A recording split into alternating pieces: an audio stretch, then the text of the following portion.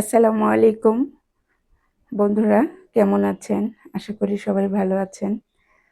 কালকে সারাটা দিন কোনো ভিডিও বানাতে পারিনি, ভিডিও দিতে পারিনি। ইদানিং শরীরটা এত বেশি খারাপ যাচ্ছে, কোনো ভিডিও বানাতে পারতেছি না, দিতে পারতেছি না। তো আজকে সকালে আলু ভর্তা করলাম।